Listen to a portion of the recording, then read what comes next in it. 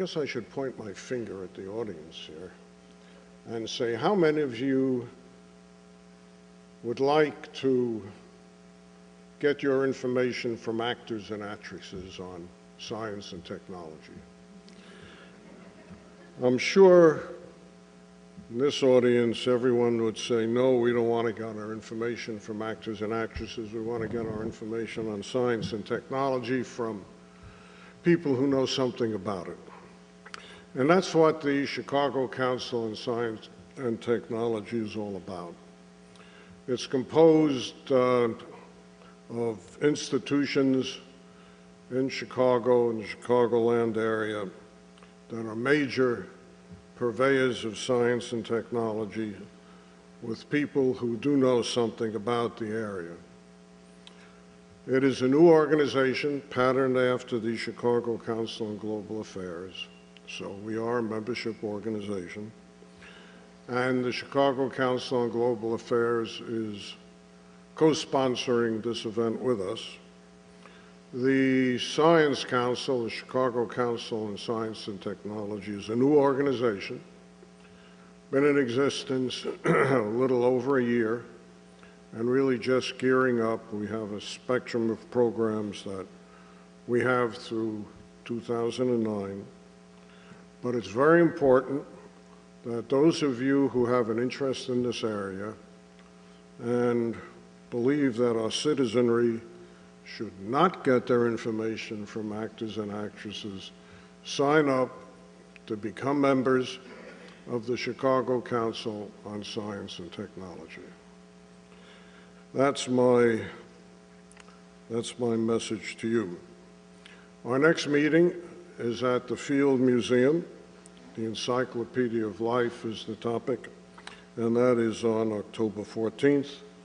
I should say that the information concerning the council, I have a brochure outside. When you sign up to become a member, pick up a brochure. Our website is www.c2st.org. Now I would like to introduce the person who will introduce our speaker.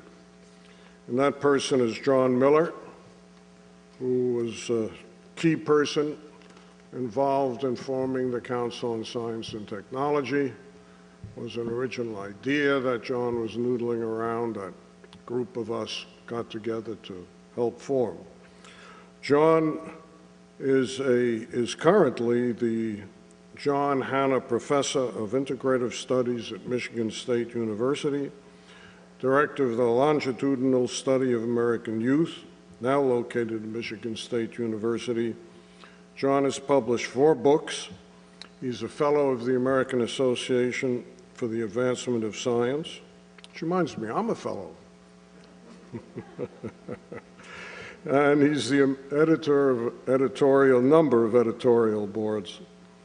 Most importantly, he's a member of the board of the Chicago Council on Science and Technology.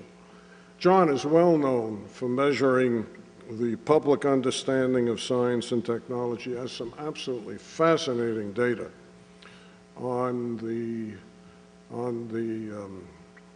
way in which different countries, people in different countries, view science and technology. So with that, I would like John, if you'll come up and introduce Alan. It was through John's good efforts, incidentally, that Alan has agreed to take time out of his busy travel schedule. He came from Alaska, flew in here at 6 o'clock in the morning on a red eye. Do you need help getting up to the platform?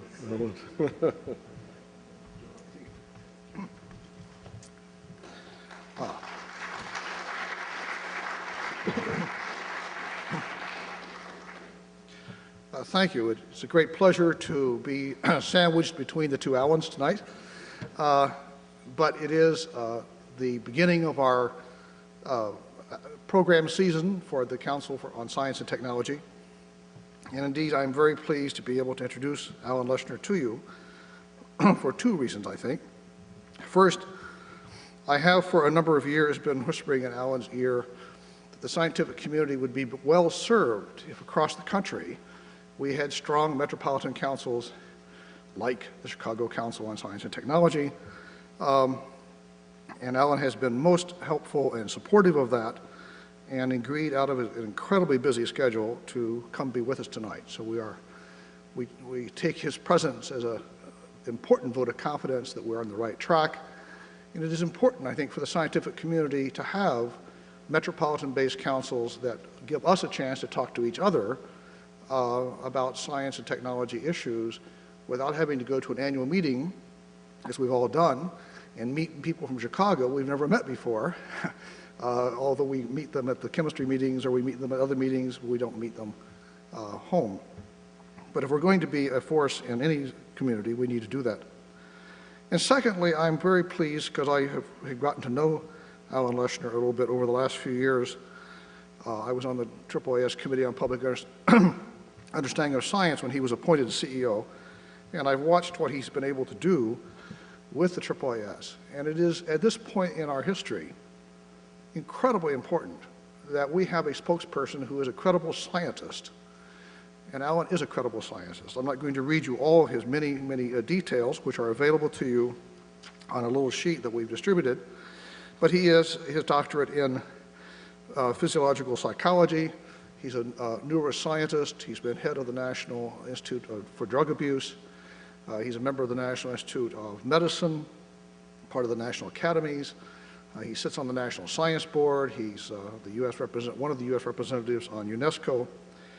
And sometimes when we have these debates in Washington, what we need is to have a person who is a scientist who can speak on behalf of science and who really understands the needs of the scientific community. And I think Alan has done an extraordinary job of providing leadership to American science. And it is great pleasure to invite him to speak here tonight in Chicago on science and the new millennium. Alan. Thank you, sir. Thank you. Good evening, everyone. Okay, that's not going to work. So I was the director of the National Institute on Drug Abuse. You work in the drug abuse and addiction business. You know, you say good evening, they all go, good evening. I have become addicted to it, so if you don't mind, good evening. Good evening. Thank you. I appreciate it. If you could put up my slides, we'll do it. So I really am very pleased to be here tonight. I will give you the bottom line, which is that I love what you're doing by, in fact, engaging in the relationship between science and the rest of society. It has been an obsession of mine for about 30 years, and as you'll hear in a minute, I think we're in a bit of a tough time, and we very badly need groups like this, and you'll see why I believe that as we go on. I need to warn you, although I come from Philadelphia, I spent a lot of my time in New York. I speak way too fast, I have way too many slides, but don't worry, I'm not saying that much, so you just have to get an overview of what the point is. Okay, what I'm going to do is try to cover sort of these four topics in no particular order or linearity, but I want to try to give you a sense. I didn't come up with the title, right? Actually, I think Alan or John came up with the title, and it really forced me to do a little bit of thinking, and so I put together a variety of thoughts. Hopefully there's some coherence to it. So here we go. Okay. Let me start with an obvious statement. Science and technology are ever more embedded in every aspect of modern life. And if you don't believe me, and I won't go through this list, I promise, but you can read as well as I can, there is not one issue facing American society right now that does not have a science component to it. With that comes a corollary that says for people to prosper in modern science, they need to have a fundamental understanding and comfort with science and technology. In order for nations to prosper, they need to have scientific capacity, and they have to have national policies that reflect the best science. You'll be interested, I'm sure you won't be surprised, to know that there is a direct correlation between the quality of a country's scientific infrastructure, scientific capacity, and the economic strength of that country and the quality of life of its people. as you'll see as I get there, more and more countries are recognizing this relationship and therefore investing very heavily in science precisely for that reason. We don't support science as a country simply because it's interesting and provocative. I'm fond of saying that would then get the level of support we give to classical archaeology. But we support science because it's good for us. The obverse is also true. In order for science to prosper, the science-society relationship has to be positive and it has to be strong. Now, as Charles Dickens would say, we're living in the best of times and the worst of times, and I have to do a little confession. I have one of the worst classical educations in the United States, and for a long time I would throw up a slide like this and it would say, as Shakespeare would say. And you know, in a job like mine, I'm the publisher of Science Magazine, right? People don't want to annoy me. And they think it could pay off in the long run in the wrong direction. So they let me do it. And one day somebody said to me, "Fool, Dickens." I had no idea what they were talking about. But anyway, we're living in the best of times and we are living in a very problematic time. On the one hand, we're living in the best of scientific times. Advances in science are coming at a spectacular rate. And scientific progress occurs in two ways. One is that it's incremental. It builds on prior discoveries. And secondly, there are occasionally what we call transformative events. There are events that, in fact, move science in, larger order magnitude of changes. And I believe that a lot of that is happening with the advent of new technologies, so that as new technologies come on board, it's actually driving science much more than science is driving technology. So the most interesting recent one is the Large Hadron Collider. And I started putting this talk together right when the LHC at CERN in Switzerland was just coming online, and I was very excited about it. And of course, if you've been reading the newspaper, you know that, right after they started it up, a transformer blew, and they said, okay, that's going to take a couple of days, maybe a couple of months to get that fixed. And then Barry Barish, who's the guy who put together the gravity wave detector, LIGO, told me just a couple of days ago, well, and there's a little bit of a helium leak, and so even though this is a great scientific advance, it's in a little trouble right now. But the point is that this kind of a technology enables us to look not only at elementary particles, but it allows us to look at the origin of the cosmos and to get a better sense of the origin of the cosmos. Barry Barish also told me he's been working on a project to come online in 2025 called the International Linear Collider. The bottom line is physicists are insatiable.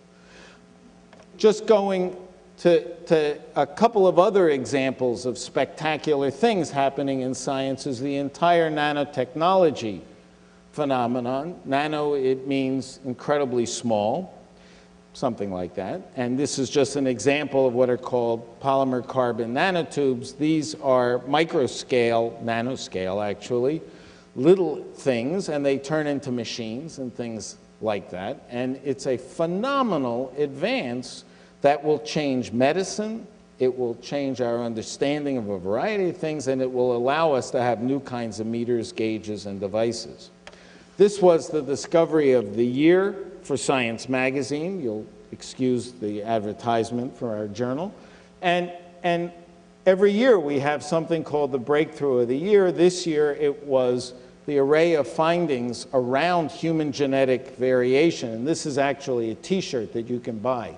So I, in fact, think it's sort of an ugly t-shirt. We have had 10,000 of those t-shirts ordered. If you want one, we'll talk later and I can tell you how to get it.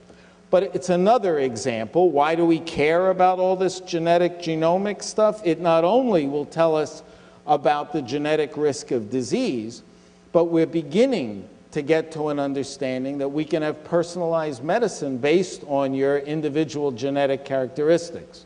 We have developed medicines that can be targeted towards illnesses that people with specific genetic risk or genetic predispositions might have, and you use different medicines for people with different genetic risk for the same illness. Personalized medicine will be a major advance. And then this I just learned about recently is called the Human Microbiome Project. You know, we're having sort of an ohm fantasy, right, or a frenzy. We started out with the genome, and now we have the proteome, and now we're going to have the microbiome. So how many people think about their microbes? How many people know what a microbe is? A microbe is bacteria, fungi, things like that, right? You have them all over your body. They do good things, they do bad things. We actually know very little about the human microbiome. If we understood it, it would give us not only tremendous insight into understanding normal physiology or pathophysiology, illness, but also it would help us in the development of new categories of medicines. And there is a whole new enterprise going on, not only to characterize the human microbiome, but in order to capitalize on it and develop new medicines and things like that. Stem cell research, I happen to think, is one of the most fascinating and one of the most promising areas of modern life sciences. Everybody has been hearing about embryonic stem cell research, but the point of showing you this is to show you that there are a whole different array of mechanisms to produce stem cells now, not only from embryos or from cord blood or from menstrual blood or from a variety of other kinds of tissues, but the whole area of stem cell research is among the most promising. And just to get to my own personal bottom line, sadly, we are nowhere near knowing what the right approach will be. So the right approach right now is to investigate all possible approaches, and hopefully we can find ethical and acceptable ways to do that. Okay, I'm just flitting around trying to give you a sense of what a spectacular era we're living in. So ice on Mars, life on Mars. People have been talking about, is there life? Was there life on Mars? Was there water? You know, there was a molecule once, and in that molecule maybe was a little carbon. And so this is just an image from the Mars rover showing you a little bit of ice on Mars. And then I'm a neuroscientist, so I'm obsessed with what's going on in that hard thing on your shoulders. And in fact, new science and technologies have fundamentally revolutionized our understanding of the brain and our understanding, therefore, of your mind. The truth is, you don't have a mind floating around somewhere outside your body or in your liver. It is, in all likelihood and reality, located inside that hard thing. So how do we know that? Well, we can look into the brains of living, breathing individuals and watch the mind in action. We also can use these imaging am I going too fast? Is this sort of boring? I think this is really cool. I could do this all night. I won't, but I could. Anyway, so if you get bored, just don't snore. So a lot of these imaging technologies are giving us kinds of realization that many of us weren't able to even fantasize. So this is going to look complicated, but it's not. It's MRI scans.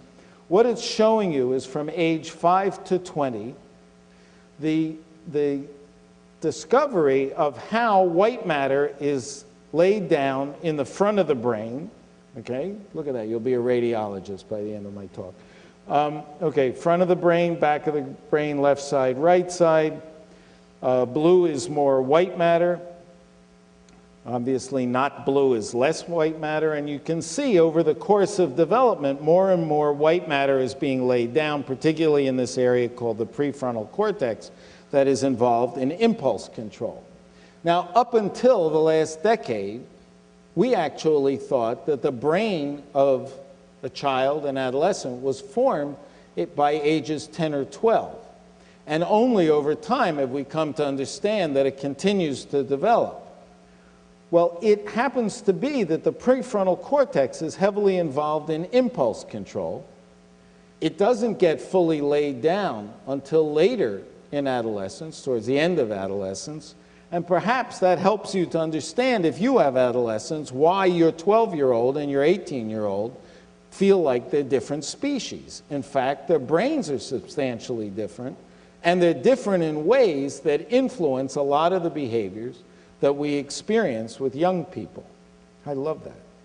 So I used to work in drug abuse. Here is the metaphor everybody knows in the world from a Partnership for a Drug-Free America. Well, modern technologies have taught us we no longer have to use inexact metaphors like brains frying on the sidewalk or in a pan in order to understand what drugs of abuse are doing. This is your brain on drugs, literally.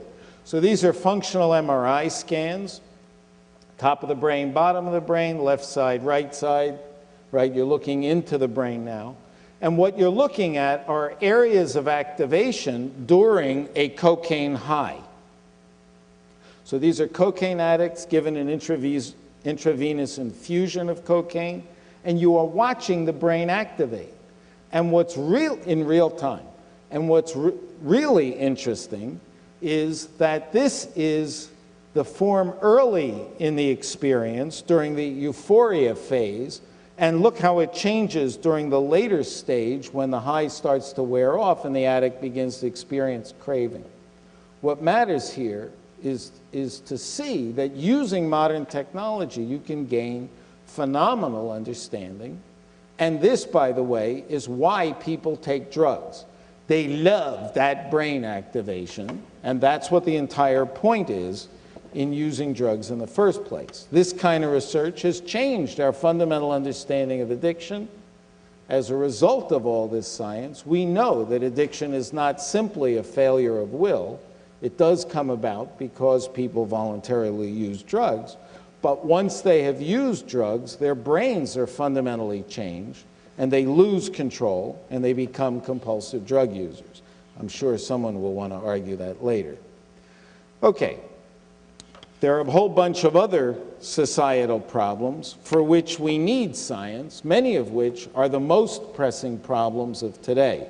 I was watching CNN as I was waiting to come over tonight, and I was struck that luckily I had gotten most of those issues into my talk. This is probably the single most important scientific report of the last 2 or 3 years. It's a report from the National Academies of Science, led by Norman Augustine, the former CEO of Lockheed Martin, and what it talks about is the critical role of science and technology in innovation and the economic strength of countries.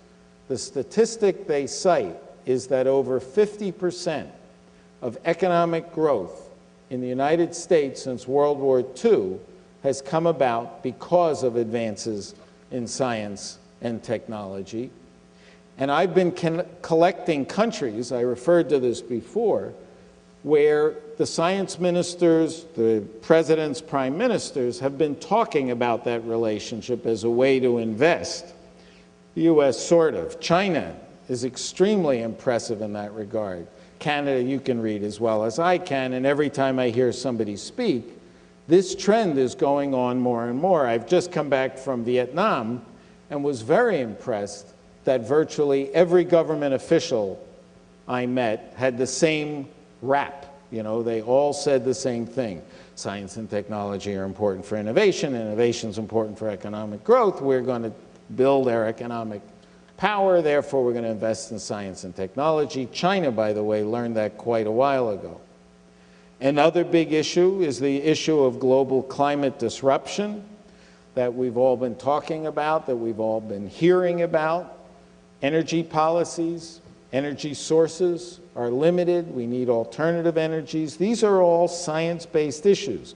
I threw these charts in just in case somebody wants to say, oh, we're not so sure about global warming. So these are a variety of different measures, all aggregated together by Jim Hansen from NASA. You don't have to be a rocket scientist to get it.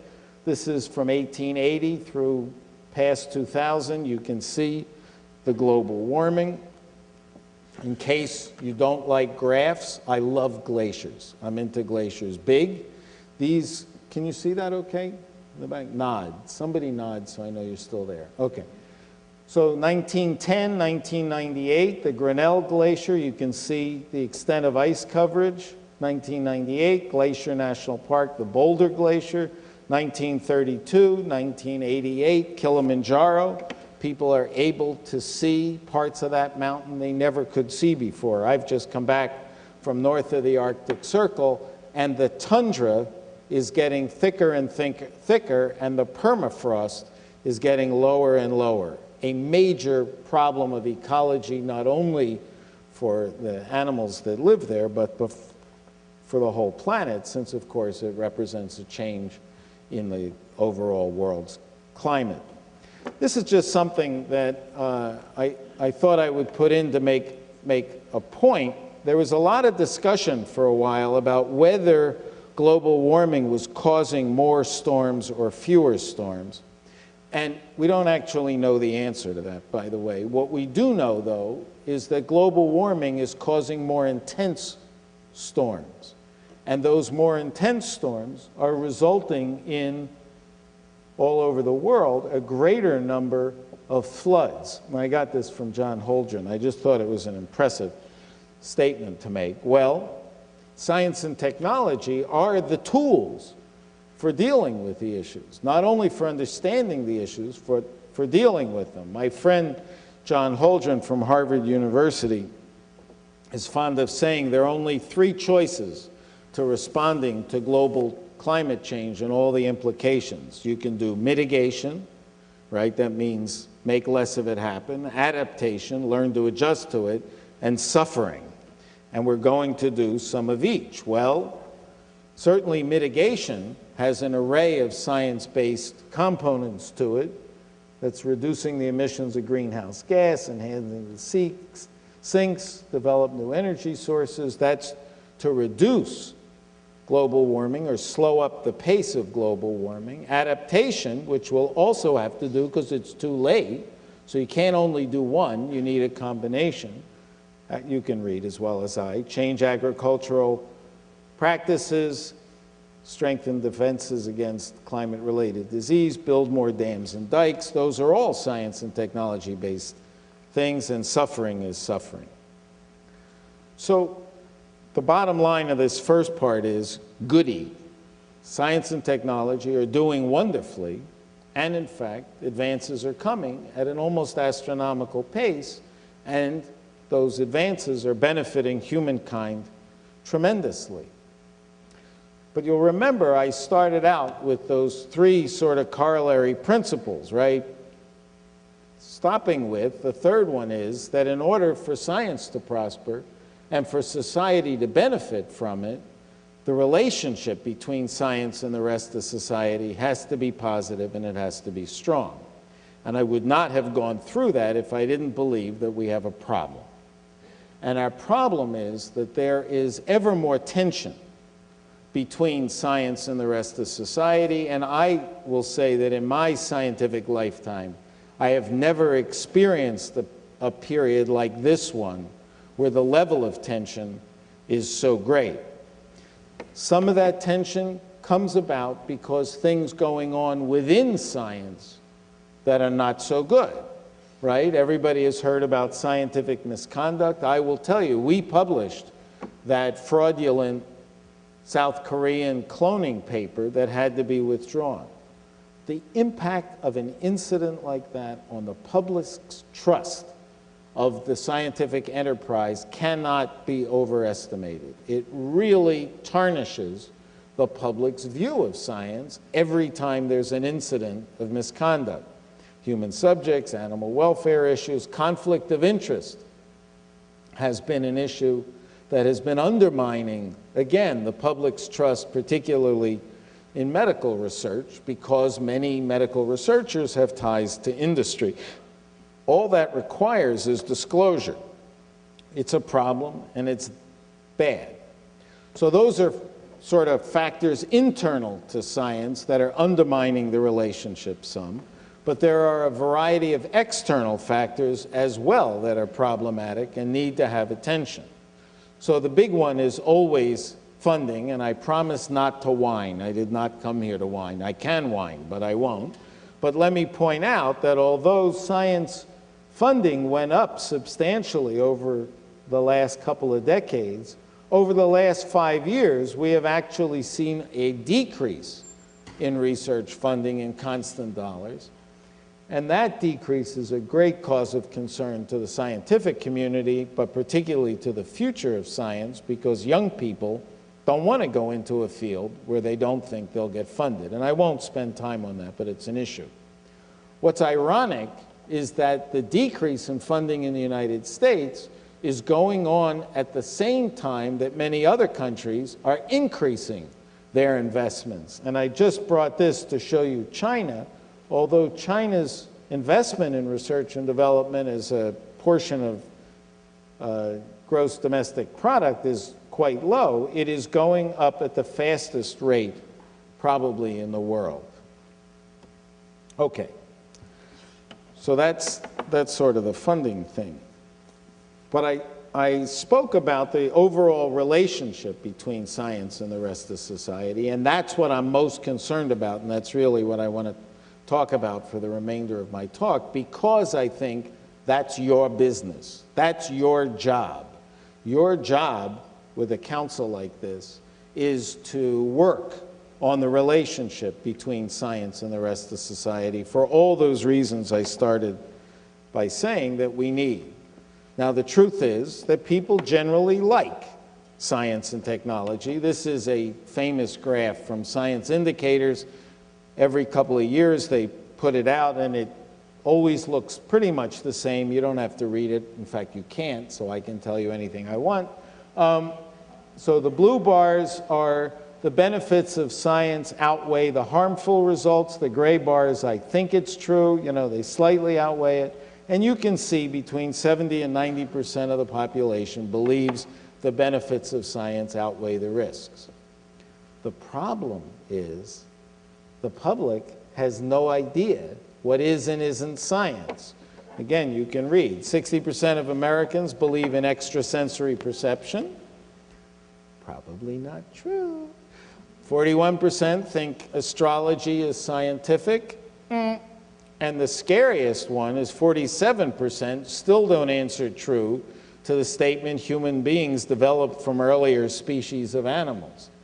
Now, John Miller has done probably the most important study ever on the understanding of evolution by populations around the world, and has shown in a study published in Science a couple of years ago that the United States is second only to Turkey in the world in the percentage of people who reject evolution.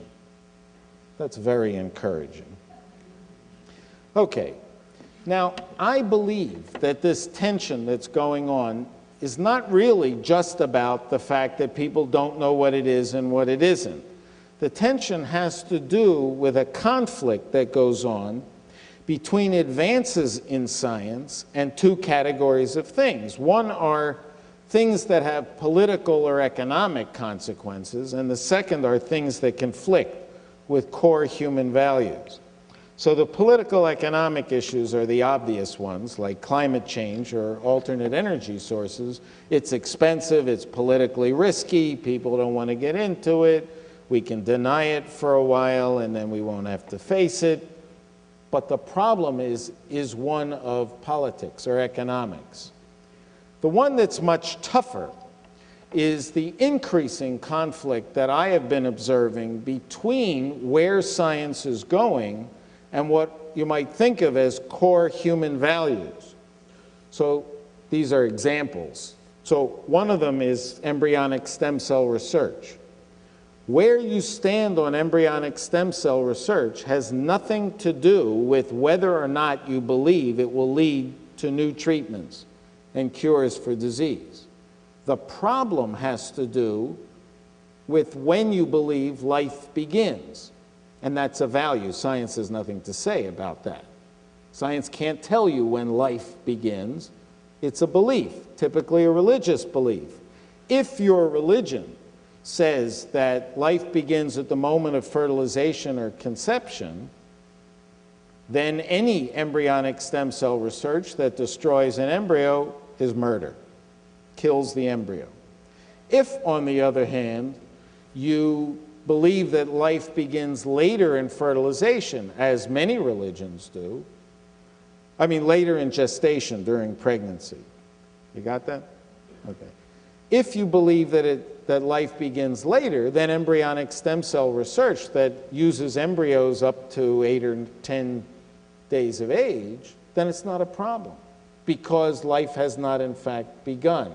And if you take a literal biblical interpretation, somewhere it says, you know, and God breathed life as the child was born. So there are some religions that believe that life only begins at the moment of birth. That's an example of the conflict. There are a whole array of personal topics that interfere with people's core values. So the United States Congress, a number of years ago, came within 4 votes of defunding 5 NIH grants because they studied sexual behavior, and it made the Congress people uncomfortable to have people asking about sexual behavior. They happen to be studies of the spread of HIV/AIDS and other infectious diseases, and you can't understand them if you don't understand people's sexual behavior, their patterns, and their motivations. Genetics of behavior is another example that has been over time very controversial. The genetics of intelligence is the prime example. The genetics of violence or aggression. People are uncomfortable about it because they believe it has to do with race. But studying the genetics of violence or intelligence does not mean it's about race. It means it's about genetics. And that has been very difficult. Intelligent design and evolution in science classrooms is a tremendously difficult issue in this country. Over 30 states have had eruptions where either the school board or the state legislature or the governor has said that people should teach intelligent design or creationism, a religious belief, not a scientific belief, in science classrooms alongside evolution. Well, we in science, we have nothing to say about intelligent design. I actually have no idea whether or not there was an intelligent designer. God is not a scientific question. So what they wind up doing is pitting science against religion, even though they have different domains, and it's because it conflicts with their belief in a literal biblical interpretation of the origins of humans. So this is one, the last one on this list is my own field of neuroscience, and you can put this in an envelope in your pocket and look at it in 5 years. I am predicting that the issues of looking into your brain and watching your mind is the next set of issues that is going to make people crazy, because it will conflict with their personal views of their self. So I have no problem understanding that you don't have a separate mind and body, right? That your mind is the product of the mechanical events going on in your brain.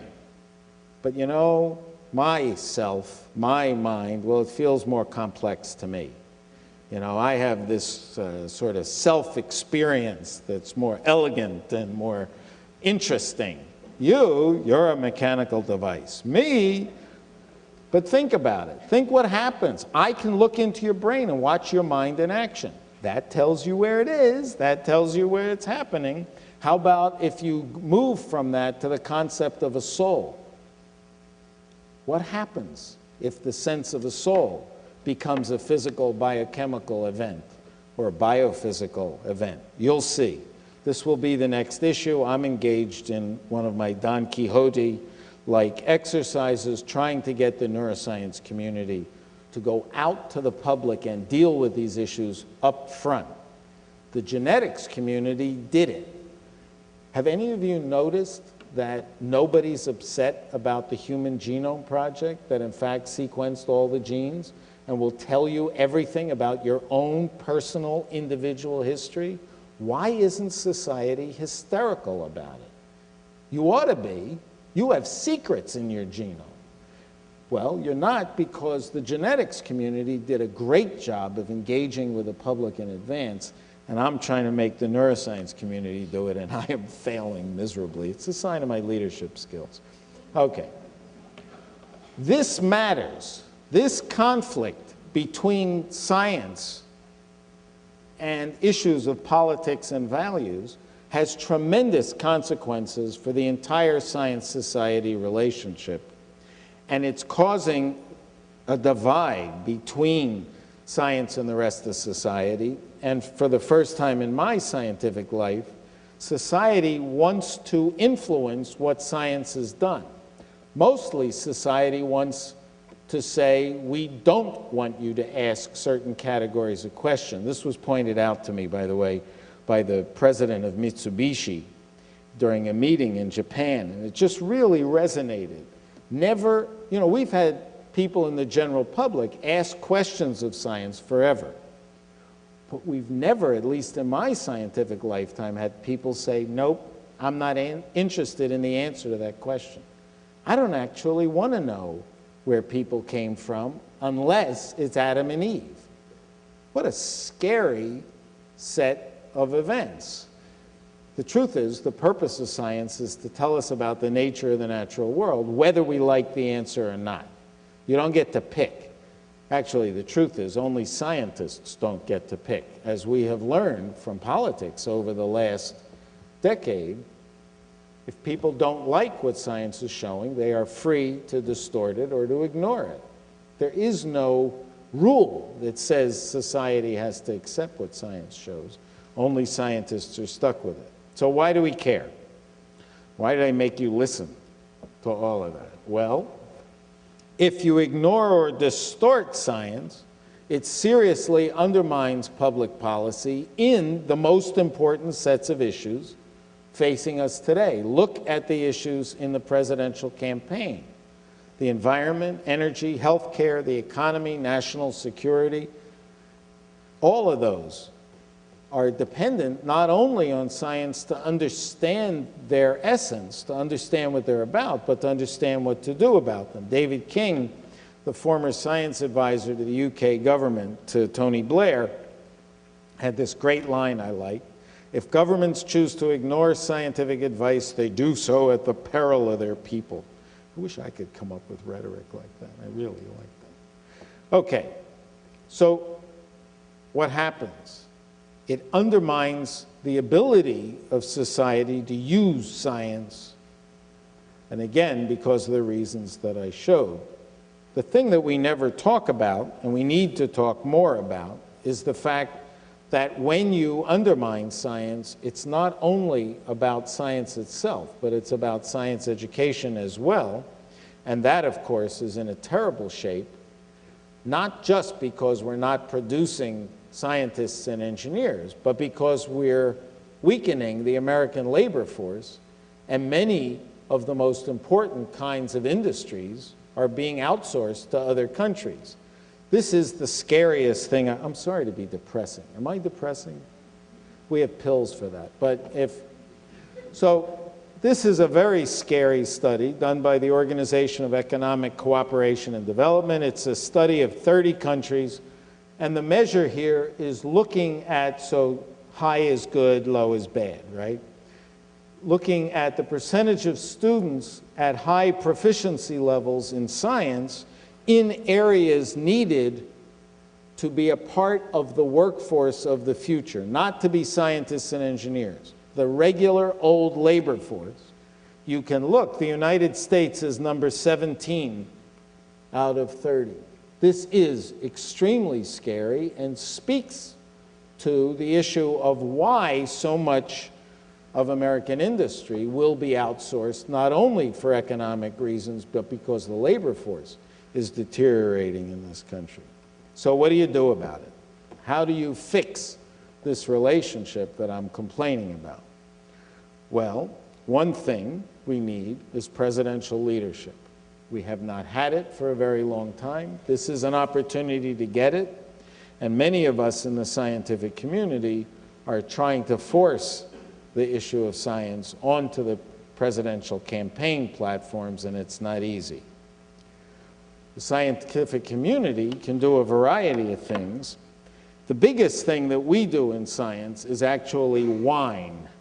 So somebody violates the integrity of science and we go, oh, they did it again. And I, by the way, am the official whiner for the scientific community. We represent 10 million scientists. Every time somebody violates the integrity of science, I get up and I go, eh. However, as Einstein taught us, doing the same thing over and over and expecting a different outcome is the definition of insanity, and publicly or privately whining about it does not work.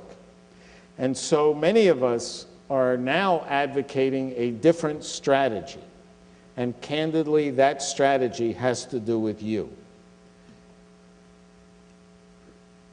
The typical attitude from science is that we need more public education about science, that the problem is that those poor people out there just don't get it. But you can't just educate our way out of it. As I illustrated with stem cells, not all the problems come from a lack of understanding. People know what we're talking about when we talk about embryonic stem cell research, and they don't like it. And the conflict with their values trumps or overwhelms the potential benefits of science, and they're free to say, I don't like that. So either it's not true, or I'm not going to act on it in that way. So what do we do about it? Well, many of us, as John implied, have been advocating a new strategy. It's called public engagement, and it's different from public understanding. So we call it public understanding plus. It requires public understanding. Of course, people need to understand enough about the issue. But then you have to go beyond it. You have to go to what we think of as community engagement. And candidly, that's why I have schlepped all the way here from Alaska on my way back home in order to talk about it. Because it's this kind of community engagement that will move us forward, that will enable our society to utilize science to the full benefit of all of humankind. It involves changing the nature of the relationship and the nature of the communication. It means instead of scientists communicating to the public or at the public, that in fact we communicate with the public.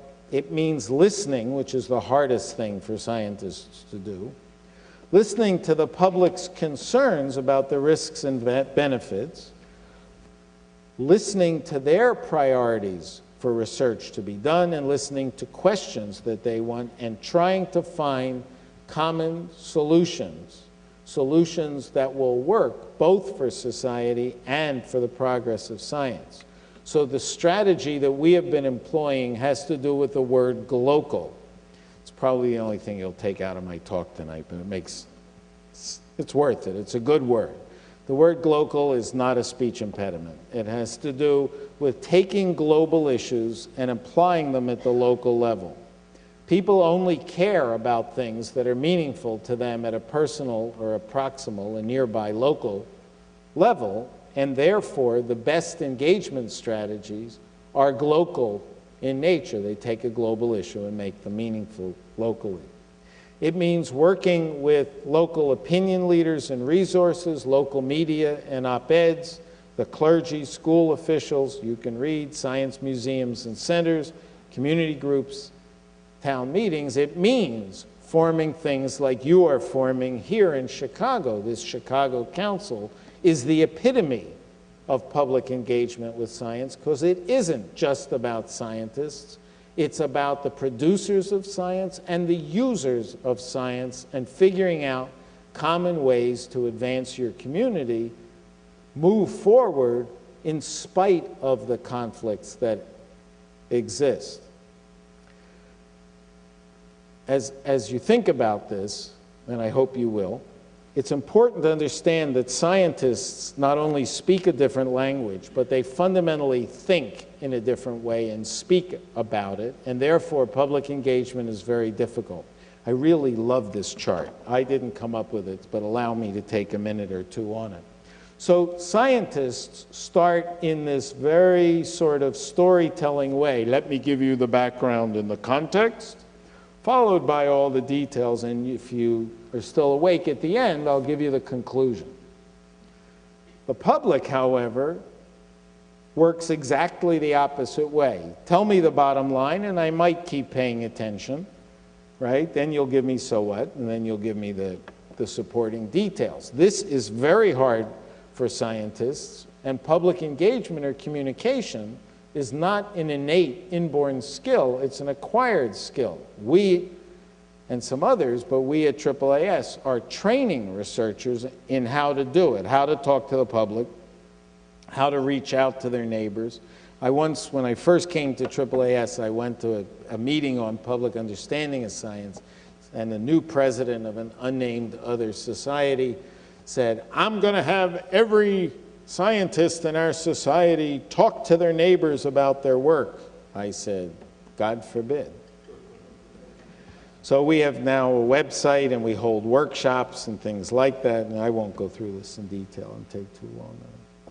So if you think about the title, Science in the Millennium, we have both surety and ambiguity about the future. And I made a little list of things about the future, and we are living at a very important point concerning the future. First of all, we will have a new administration, and whoever it is, the climate will change because they will have to face all those issues that have strong scientific components and cannot put them off.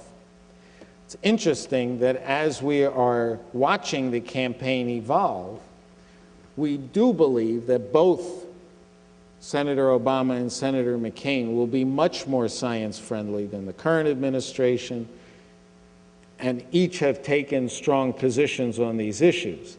Since I made that slide, however, it's become less clear on both sides.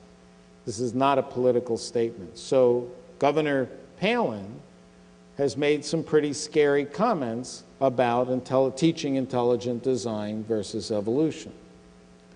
Senator Biden, a long-term supporter of science and a long-term supporter of embryonic stem cell research, last week said, aha, I believe life begins at the moment of conception or fertilization. Will that change the position that he holds on embryonic stem cell research? And do we care? And will it make a difference? So I think the climate is changing. We certainly don't know how they will use science, but we're hopeful. And of course, we don't know about funding, but funding will be a big issue.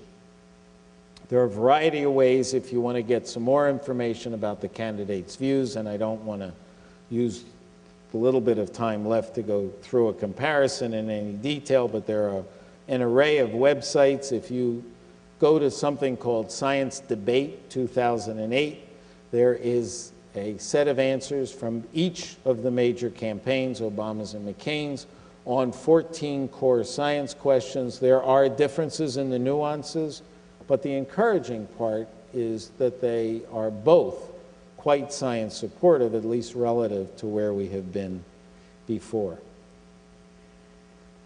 If there's a message that I would like you to take away from my talk tonight, is that as we are moving through this very difficult era of science and society, we need to do something to restore that equilibrium. We have to change the tension. We have to reduce. Do you like how it did that? I can make it do it again. I really like that. That is really hard to do. I'm sorry. Every time I see it, I just love it. I didn't make it. Somebody else made it, but I can make it work. It's good. Okay. The truth is, we have got to solve this problem. This is a core problem. As Abraham Lincoln said, this is my favorite quote, public sentiment is everything. With it, nothing can fail. Without it, nothing can succeed. We have got to engage our communities. We have got to engage the rest of society in a dialogue, in a communication where we come to common solutions. We resolve the differences that we can resolve, and we acknowledge the ones that we can't, and we try to find common ways to move forward. And as I said before, I would not have schlepped all the way out here if I didn't think you are the kind of organization that in fact provides the best hope for resolving these issues. That's my baby picture, by the way. I used to look like that. No, it's not. Thank you very much.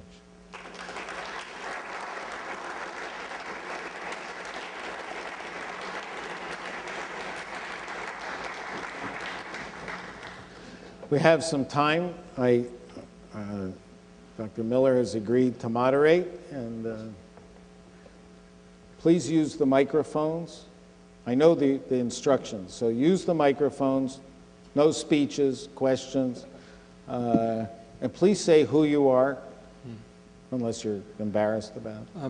My name is John Anderson, and I'm on the faculty of the Illinois Institute of Technology. And if I were to ask the audience their definition of science, or what science is, I'd probably get a fairly similar answer from all the members of the audience. But if I ask them what technology is, I bet I get a different answer from almost every person. In fact, I get a different answer for myself from one day to the other. Could you comment on what you think technology is? Because it's always connected with science, both in the title of our organization and in your talk. So this is really simplistic, my answer, but that won't stop me. The technology is tools. And, you know, when I was growing up in science, we were taught first you do the science, and then you get the technology, and then you get the application, and then you get the innovation, and blah, blah. What I've realized is that that sequence is not true. It would be easier if it were true.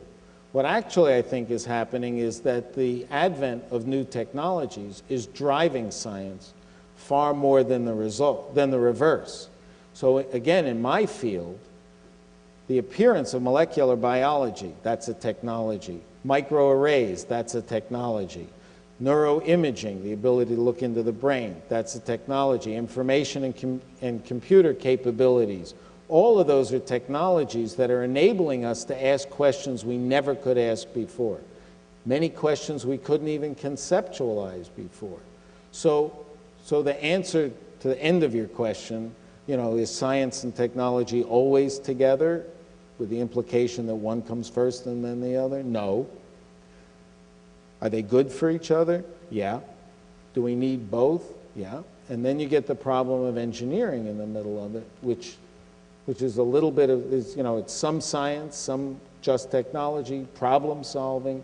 So to be candid, I don't care a whole lot about when something is science and when it's engineering and when it's technology. It's like asking the question, what's the difference between basic and applied research? Who cares? If we're advancing knowledge and we're advancing the use of science for the benefit of people, I'm for it. Anything else, keep it. So I had to have said something inflammatory, so somebody. Yes, sir. Hi, my name is Haitham. I'm in the Department of Urban Planning and Policy at the University of Illinois at Chicago. Just going back to one of your earlier slides where you listed various countries that are investing in science and technology. You had the United States up there, and then you said not so much. I was wondering if you could just elaborate on that. What are we doing wrong and why? In the investment in science? You had a slide that listed all the countries that you said were investing heavily in science and technology. Yeah, what's And then at one point happening you said, is "Not so at much." the same time that the United States investment in science is going down, I showed you that whiny thing, you know, about the decrease in overall funding. At the same time it's going down, virtually every other country in the world is increasing their investment. And they love that the United States investment is going down. That's what infuriates me, frankly. I just came back from Vietnam. They are investing like mad. China is investing like mad. Canada is investing more than we are. The European Commission just started a whole big thing, and they're out publishing the United States, and they're gloating. Our visa policies are keeping the best and brightest foreign students from coming to the United States or making it hard for them. Australia loves it because they're getting so many of the most talented students from outside the country. So we have a very big problem with the literal climate for science in this country, and it will harm us if we don't do something rapidly to turn it around. Other than that, I have no opinion. Yes, please. Thank you for your talk. I really enjoyed it. My name is Mark Mario Hanna, and my background is engineering, but I'm not involved in engineering at all today. I'm primarily a management consultant and strategist. I'm currently working on a project with a friend who's raising money for a research project in the biotech industry, but he's raising all his capital privately, all through equity firms, venture capitalists or angels. And what concerns me is a lot of the issues, the things that you came up with or that you discussed in this presentation really rely on public funding. And I was wondering if you felt that there was an area in private investment in the discussions that we have in terms of developing equity groups or private investment groups to help with some of these problems.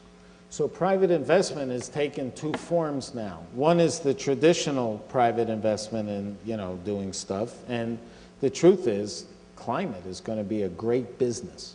Figuring out what to do about the climate, I could figure out how to sell that, and I'm one of the 4 worst business people in the United States. But there's another phenomenon going on that I'm very intrigued by called venture philanthropy. And that is that some of the major philanthropists in the United States are no longer giving open-ended money. They want to invest and have a hand in what's happening, just like venture capitalists. They're saying, not because they're expecting to get a monetary return, but they want to make sure that they're going to get the outcomes, or they're going to get the questions asked that they want asked, not the questions that just the scientists ask. So many of the patient groups, the patient advocacy groups, are raising a lot of money. Multiple Sclerosis Society, the Alzheimer's Society, they've raised a lot of money, and when they invest, they say, we're going to help you design the study. And they hired really smart scientists, so when they do it, it helps. And it's very interesting. It's a phenomenon well worth watching. If you're interested in that kind of thing, it's very interesting to watch as a phenomenon. So the answer is that private funding has become more and more important. We're also in a situation in the United States where about 15 years ago, the split between industry funding and federal funding of overall research and development switched. Used to be the federal government was the biggest source, now industry is the biggest source. The problem is industry is investing in development, not in research. So we're starting to see a switch in what's going on.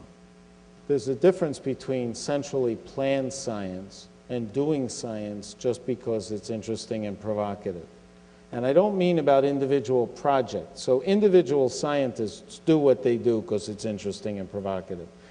7 of them will tell you that they do it because they think they're going to solve some major human problem.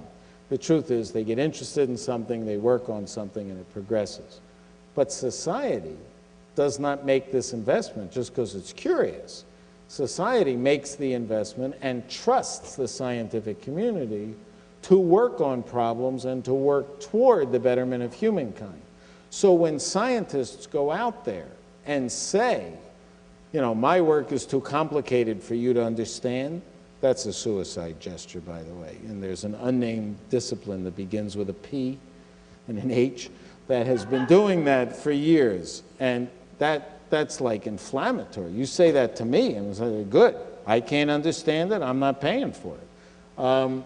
So there's an aggregate reason and an individual reason. The truth is, Harry or Sally does what they do because they like it, just like everybody else in the world. But hopefully, the community of science not only understands that it's doing it for the benefit of humankind, and therefore they work directly or indirectly on problems that will move in that direction. I know you're not supposed to admit that you do things because you think it's good, but many people do. Yes, please. Hi, my name is Margaret Viola. I'm a student at the University of Chicago. I study the subject that begins with a P and an H.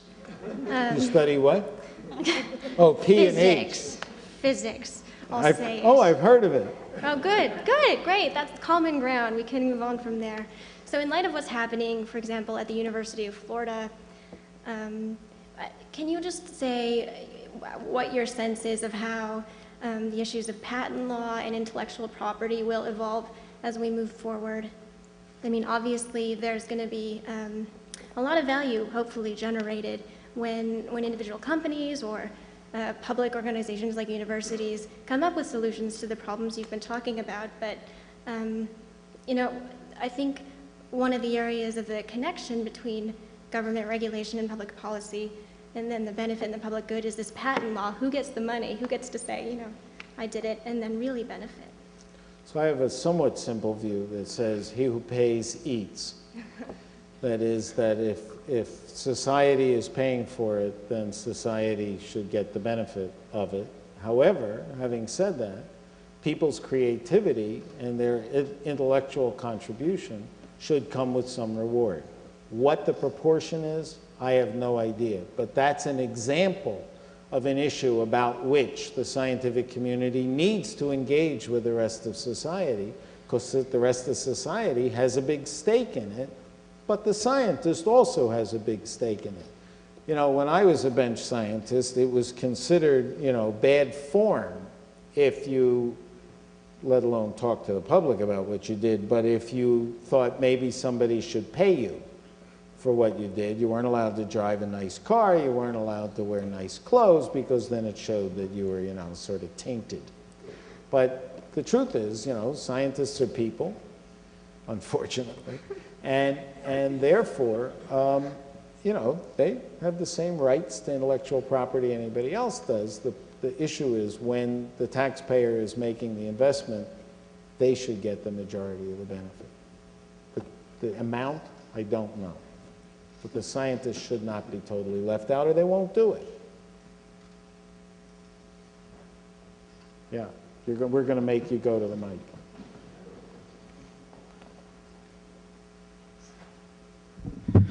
My name is Wolfgang Krautz. I'm in International Affairs, as you can hear from my heavy German accent.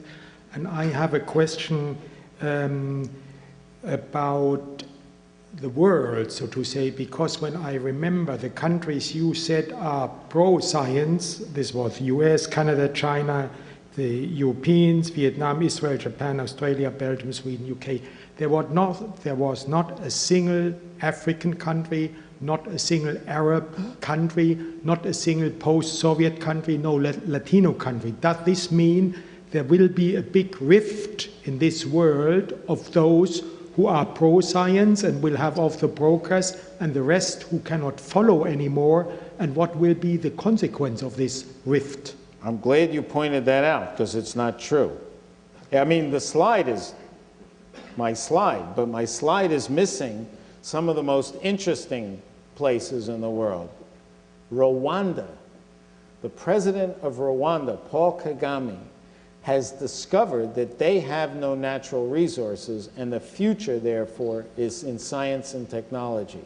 And it's a tiny country, it's one of the poorest countries in the world, and the president is investing in science at a ferocious rate, training students in order to build it. So, you know, you got India, China, these are countries that are either coming out of poverty or, you know, on their way, hopefully, out of poverty.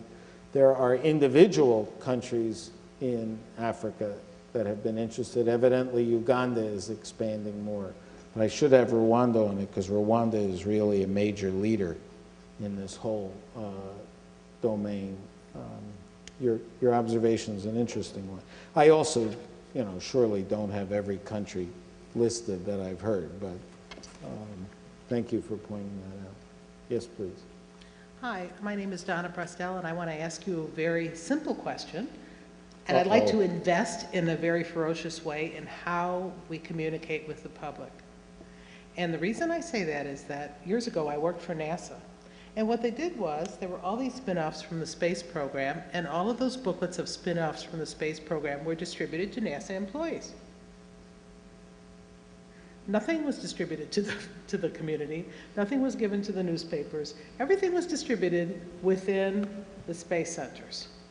So my feeling is there's a lot of things that the public can understand, but we need people in those positions who can interpret the science, who are scientists themselves, and maybe also educators, sort of like me, who can interpret the science and give it to the community so we don't have the weather bunnies giving, I like to call them the weather bunnies, giving the science information. We have scientists talking to the community. And we should also be putting out this information of what the spin-offs are that I don't think we're doing. Well, there are two issues.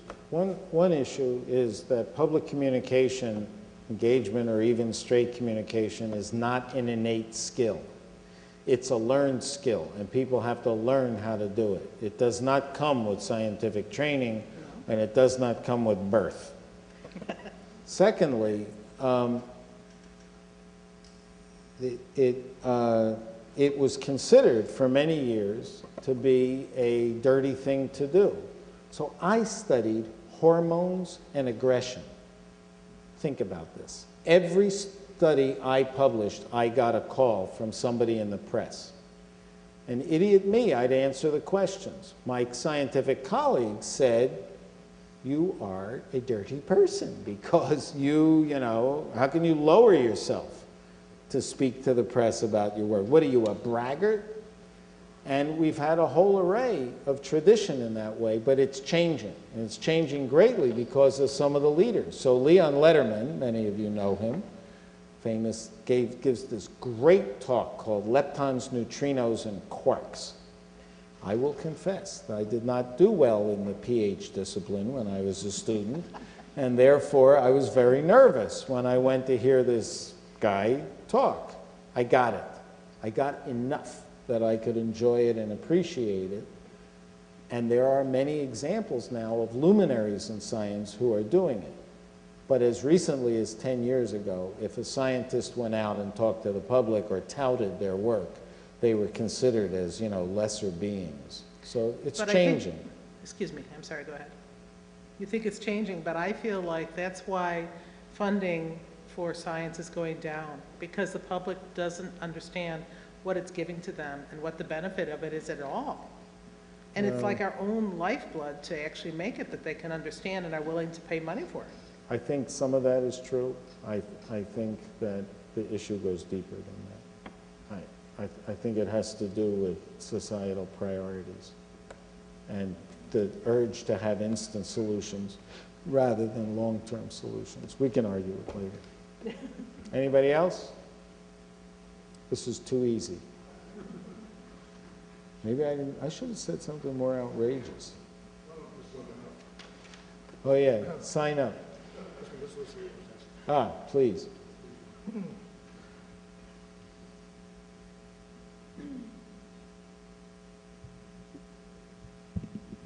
I am Mariana Keras, founder of Cricket Magazine, and we also started a magazine called Muse, which interests children in science.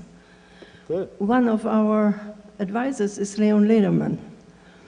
He is on our board. Good. And I don't know if I've ever heard anybody explain science as well as he does to children.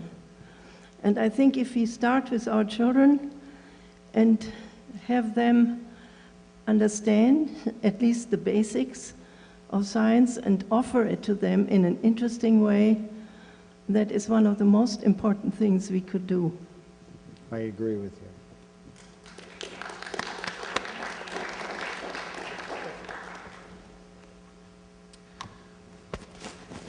Go ahead. Hang on over here, yes. I'll de-wire. Well, now you can see why we were very excited about having Alan come and speak with us tonight. I have only one housekeeping thing I need to ask of you, which is there are evaluation cards at each of your places, more or less. If not, right in front of you, nearby you, I think.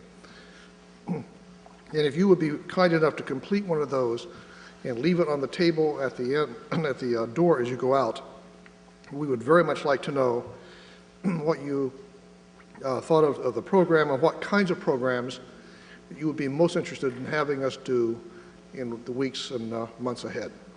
So thank you very much for coming tonight, and thank you, Alan, very much for coming tonight. Thank you.